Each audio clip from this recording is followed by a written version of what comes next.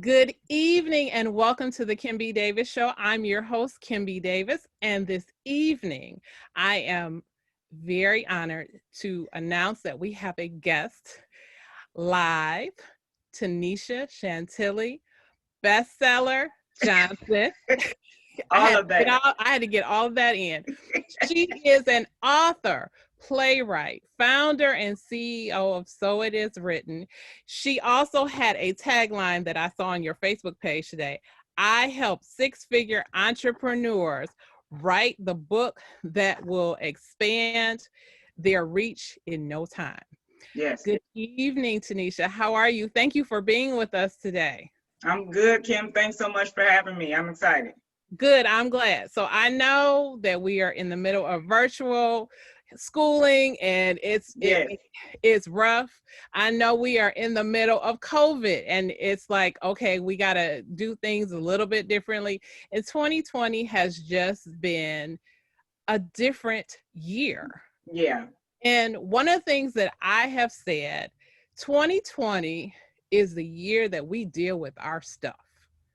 Whatever you are going through, if you in a bad marriage, guess what? If you wasn't paying attention before, you know it now. If Oh, it's been magnified. Yeah. exactly. If you got problems and your kids, not listening to you, cussing you out, beating you up, being disrespectful, guess what? You can't say you didn't know it before because everybody was telling you your Yeah. kid's bad. Now you know. Yeah. So you are very transparent and you talk about a lot of your issues. And Yes. I so admire that about you. And even when you put those topics online, which are funny to me, when you say, well, I'm a wife, I can only talk to wives. I can't talk to husbands. I listen. I'm like, Don't well, put me somebody. in. But you make us think. And the Yeah. reason that I admire you, you talk about trauma. You Yes. specifically talk about your own trauma, but what you also talk about is getting to the root of that trauma. Yes. And no matter who you are on this planet, we all have some stuff we need to deal with. That's right. And so I know that, and I said that intentionally, if you are dealing with issues in your relationship, dealing with issues with your kids, dealing with issues in the workplace, and now you're at home and you think, ooh, things are going to get better because now I'm just on Zoom, but things are amplified. And you're like, well, why is this person giving me hostility? Because there's something going on that we haven't dealt with. So my first question to you is, when you say root, what does that really mean? So the root for me, a lot of times, it's like medicine. We treat the symptom. We don't really treat the issue. And I think we've been taught to treat the symptoms of mental illness, the symptoms of trauma. If a kid is acting out, or a kid has a bad attitude, or a kid is just unruly, we like to tag them as, well, that's just a bad kid. But why is that kid the way that they are? And why does this little girl always have an attitude? And why is this little girl always screaming and popping off, as we say, at other people? Mm-hmm. And so it took me a minute, but particularly in my relationships with friends, with business partners, with colleagues, I have a problem with letting go. And so that root is the root of abandonment and rejection. And so even though people may be in my life and they may not want the best for me, or we may have outgrown each other per se, I'm the type of person who will try to still babysit the relationship and keep them in my life, in spite of what may be stale, what may be outdated, what may be old, and it's not going to be revived. I'm that person who's trying to keep them in my life for fear of being alone, not having friends, abandonment, and just flat out rejection. And so as an adult, now that you know that you have the root of this issue, how do you deal with that? And and a second part to that question, what does that look like before you realize that, in terms of, and I know you said babysitting relationships, is that just something that happened in personal relationships? Because I know that you tell this great story about when you were working and what God told you. So does that go into professional partnerships, collaborations, work as well? It does. And even here recently, when I changed my prices and my whole business model August 1st, the Lord told me there were certain things that by the end of the year I could no longer do. And there are no hard feelings. These people didn't do anything to me. There are two magazines that I actually serve as editorial director for now. And he said by the end of the year, you need to be training someone else to take your place. And so just being able to let go and knowing when it's time to shift, because I think a lot of times we stay in some places too long. Sometimes we leave too early, but sometimes, more times than not, we stay too long. And so even in corporate America, I was a contractor for like 10 years, and I would literally go to work every day, and I was miserable, and I was making great money, but I was miserable. And some days I wouldn't even have work for 8 hours. Like I would literally be at work on Facebook or Twitter or social media or just walking around the office, and they would not send me home. And July 4th, 3 years ago, it just came to a halt. Like, enough is enough. We'll call you when we need you. Well, that call never came. And I was forced into entrepreneurship. So a lot of people, like Steve Harvey, will say jump. I was pushed off the cliff. I did not jump. I tell people I was pushed. I didn't have a choice. So, when all the other doors close, you are forced to use what you have in your hands. And what I had in my hands was writing, was editing, my publishing company, all of that. So.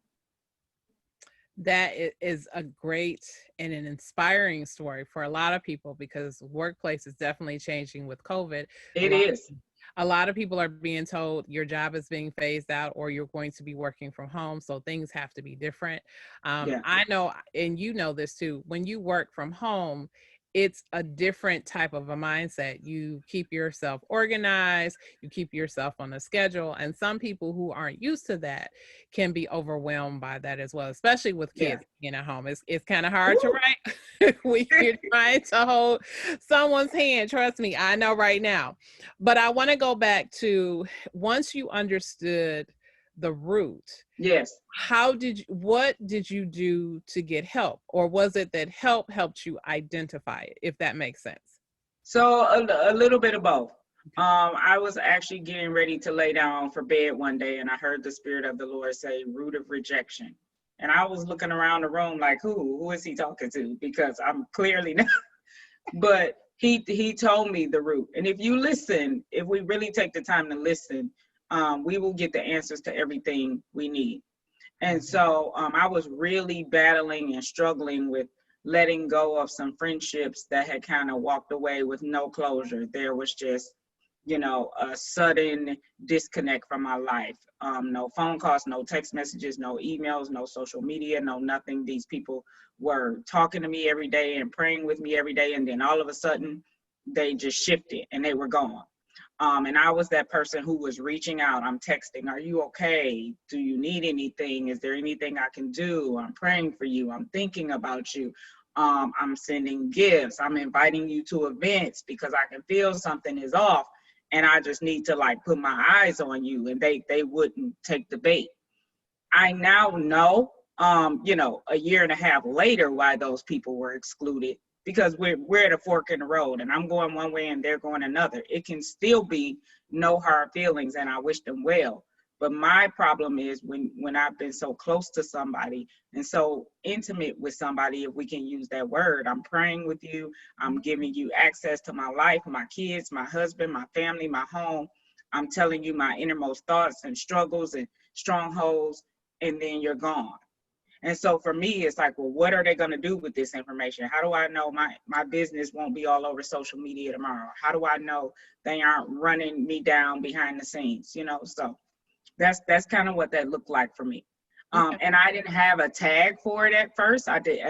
We call it people pleasing, but a lot of times it is probably the root of rejection. Why are we trying to please so many people? Because we don't want to be alone, because we may have been abandoned, or we don't want to be rejected. That is so correct. You talk about friendships and learning to walk away. And I know that this is something specifically women struggle with. Yeah. And I know men do too.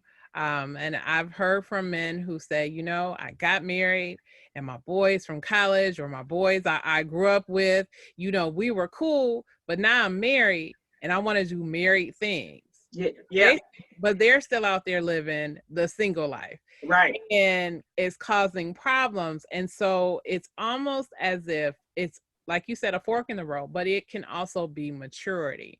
And I think sometimes emotionally we're not always ready to hear the Holy Spirit. And you're absolutely correct. We have to Yes. be quiet. We have to be still. What things do you do that help you tap into that help you to listen? So number one, I start my day pretty early, usually around 4:30 or 5. I come down into my office while the house is still still. The kids, my husband, most times are still asleep. I get my coffee. I'm sitting in my chair with writing on it in my office, not the one I work behind, but the plush chair. um, and I'm just kind of looking out the window and reading my word, and I've got worship playing, and I'm sipping my coffee, and I might have my journal and my pen, but I'm listening for instruction. And I take that time deliberately to actually ask questions and then take time to listen. Some days I actually come in my office and I just lay on the floor and I just lay. And sometimes God will tell me, don't play worship music, don't play any music, because you'll be listening to the music and you won't hear my voice. So sometimes it's different. Sometimes I can be writing in the car. Like today, something just came over me, and I don't know if you saw the post, but it was like a list of 5 things. Like, these are the things you need to do because I'm moving fast.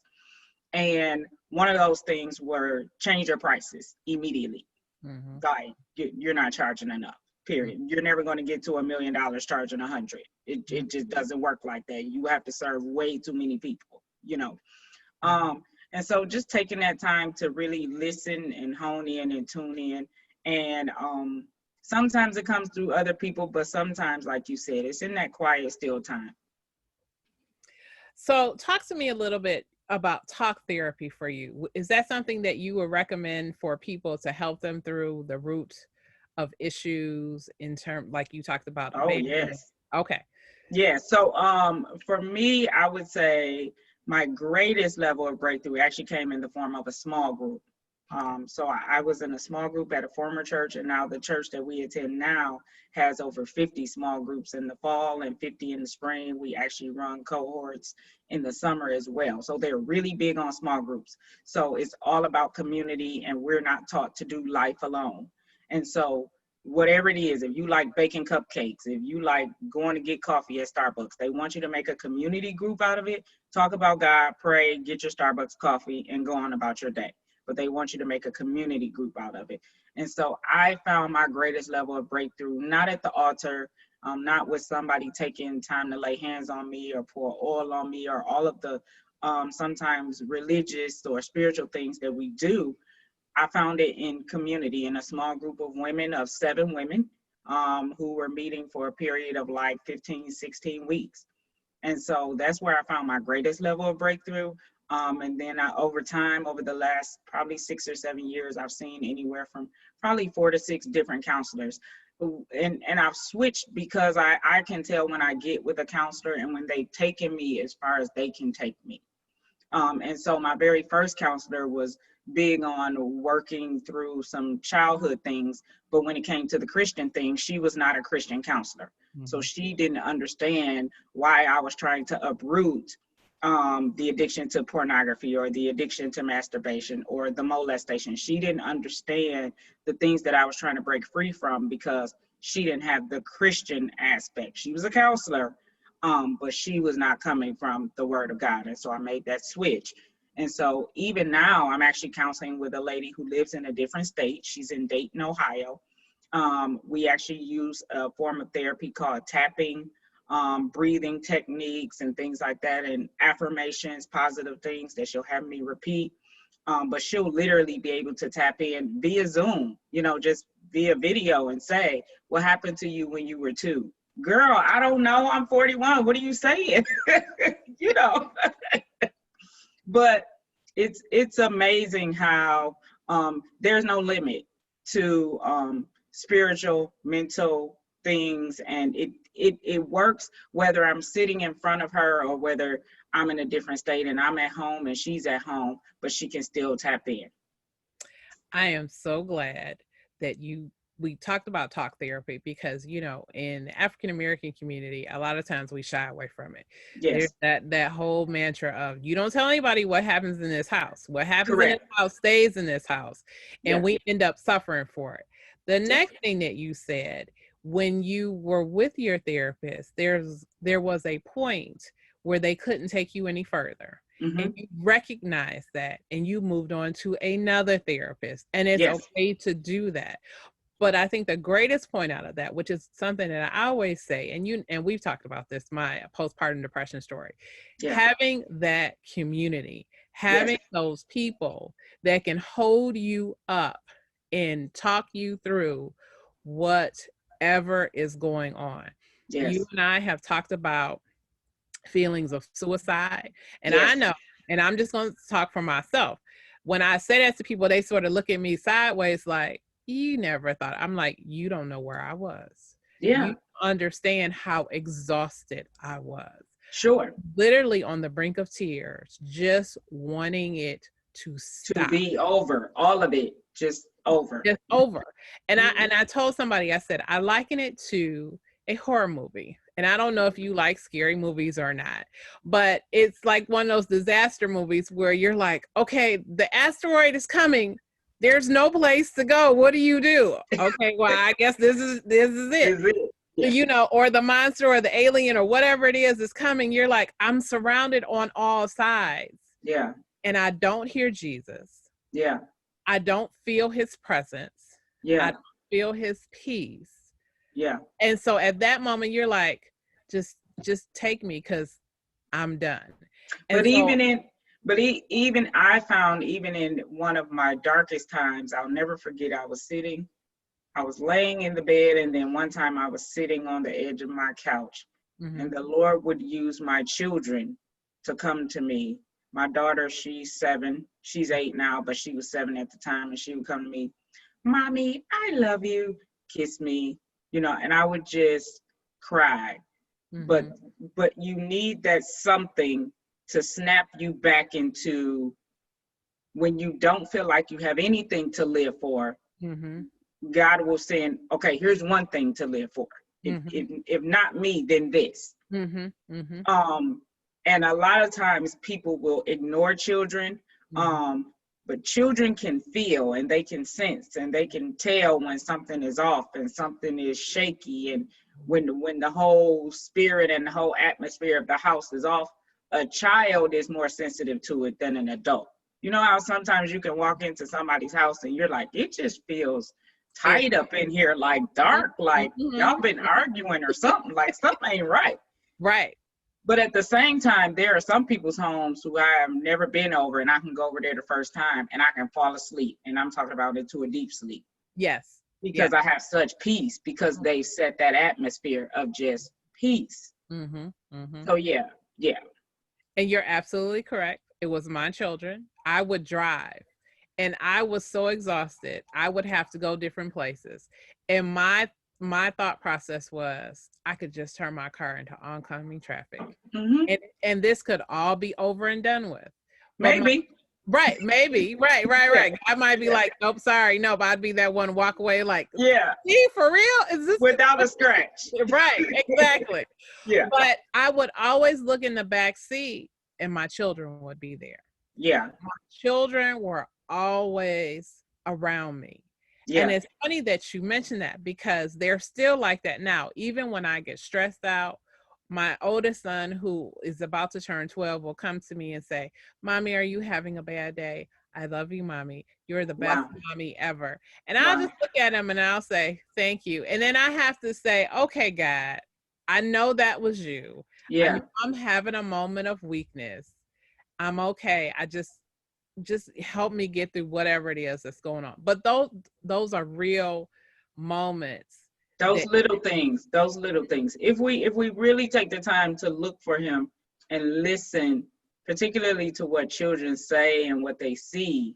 Right. Yeah. He's speaking. Absolutely. So I want to switch back to a little bit about what we were talking about earlier. Yeah. What do you do? What does it look like for people who don't address that root? So you know, sometimes Mm, we encounter angry people. And one of the things that I always say to people whenever I'm speaking, and I know you say it too, we don't know what anyone is dealing with. So we should correct. always be kind. Correct. Um, what I find is, particularly with African American women, um, anger, Mm-hmm. bitterness, Mm-hmm. nasty. Mm-hmm. And when I say nasty, sarcasm, but in a nasty way. Mm-hmm. Um, Putting a lot of other people down, particularly other Black women, Yes. um, because it's like you can't ever fathom having what she has or being where she is. So let me tear her down because she must have done something illegal or, just destitute to get it. Um, Not really able to celebrate others. So I make myself celebrate others, even when I feel a little something like, because I kind of looked online the other day and I was like, dang, they did the 40 under 40, and okay, I'm 41, and they recognizing people, and all these people got an award. I say, ain't nobody nominate me for nothing. Mm-hmm. And Mm-hmm. then I got a call yesterday that I'm nominated for an award. Congratulations. Yeah. So I won't release what it's for because they won't even announce it till like a couple of months from now. But Okay. it it's a nod from God. Like, I see you. I Mm-hmm. haven't forgot about you, and other people see you, even when you don't think Mm-hmm. other people see you. Mm-hmm. But when you come from the root of bitterness and brokenness and abandonment and rejection, I tell people the same walls you build to keep people out keep you stuck. Yes. And so a lot of times we'll say, I don't want to love, I don't want friends, I only have confident, I only have what do we call colleagues, I don't have Acquaintances. acquaintances, I don't have true friends, or people will say Jesus is my friend, and all of the things that we tell ourselves. The truth of the matter is, like I said before, we're not meant to do this life alone. And I thrive off relationships. I'm grateful for my husband and my children, but I really thrive off quality friendships, and dreaming and vision casting, and talking to other powerful women of purpose who can help birth some things in me, and I can do the same in them. Um, there's some power in that, but I would say it shows up in the woman or the man who is very negative, very gossipy, very, all of that to me is like the root of bitterness. There's a seed there somewhere at the bottom. And we have to protect ourselves Yeah, from absorbing that seed. I know yeah, a lot of people talk about energy. And I tell people, I said, energy is real. I said, don't get scared of it because it's not something we necessarily talk about in Christianity. It is an issue. Um, yes, and we just have to be careful. It's like you said, when you walk into someone's house and everybody feels tight and balled up, it's like, yeah, oh, wait, it's time to get out of here. But yeah. now it's funny because when you said you can go over to people's houses and fall asleep, I have two friends, and I've talked about this because I think you posted this on Facebook before. Can you have a male friend? I have two male best friends. Wow, Both of them can come to my house and fall asleep. And one wow. who just got married, before he got married, he would come over and he would sit, and my husband and I, we would be talking. Next thing you know, he'd be knocked out. I get a Hmm. blanket and cover him up, and my husband was like, "He's still here." I'm like, "Let him sleep. He's fine." When we just go on about our business and do whatever. I'm like, he needed rest. We can Yeah, provide it. It was yeah, a blessing. It was a blessing. yeah, yeah. But I want to talk about, because our time is going quickly. So you have done some amazing things. You've written a play that Yes. just broke all kinds of records. And of course, you were talking about all the things that we're talking about. So I want you to talk about your play. And then I want you to talk about how writing has helped you heal, because you do a Mhm. lot through your writing. I do. So the stage play was called When the Smoke Clears. It's actually based off my best-selling book, When the Smoke Clears, A Phoenix Rises.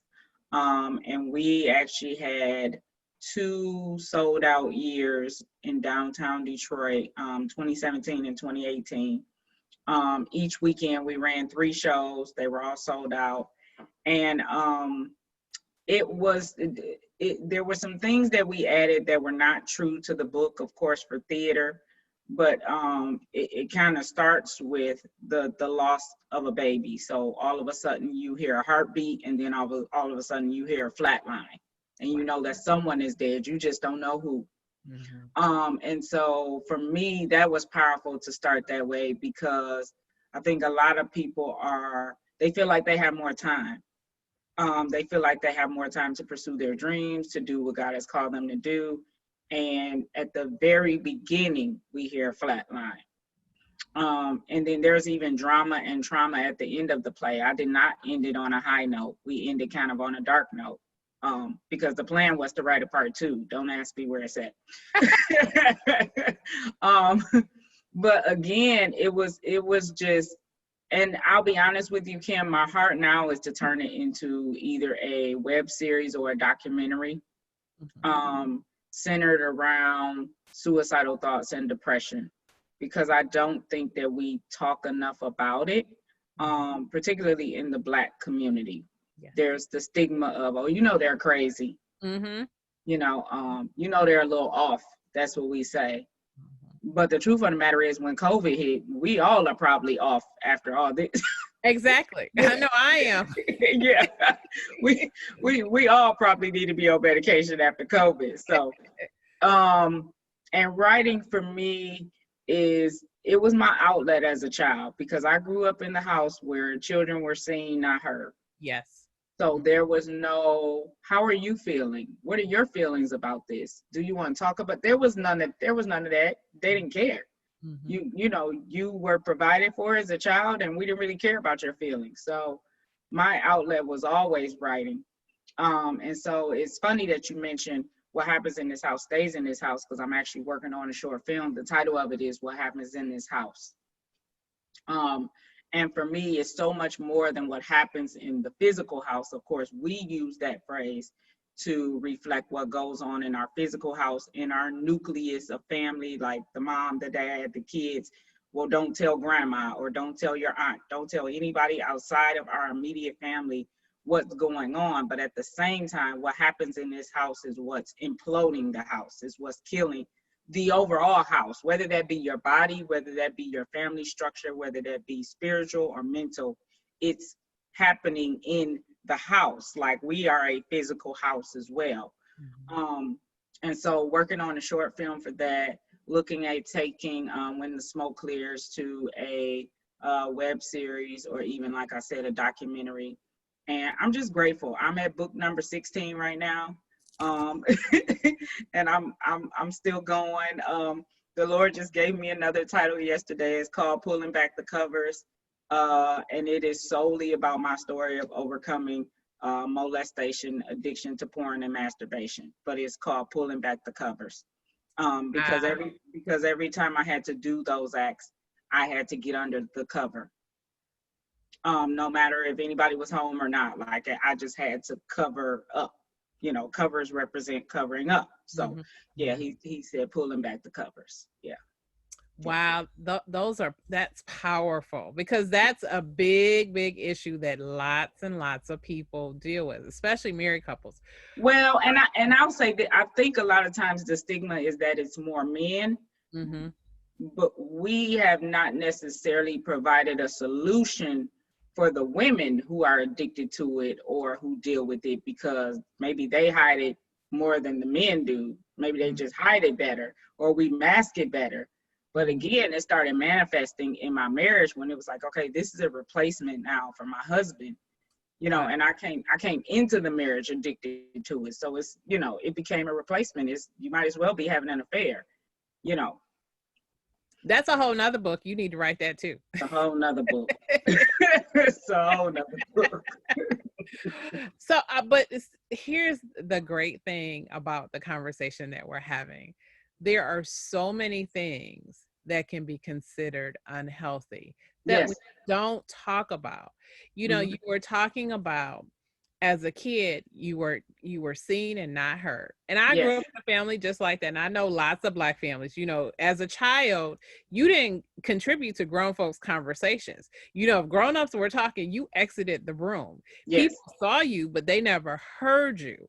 And I've shared this with you. It's in my book, Conquering the Darkness, where I talk about being a child, like the age of 11 or 12, and getting dragged into adult foolishness, where it's Wow. like, go stop such and such from talking to somebody because it's going to be a fight, because they don't need to know what's happening.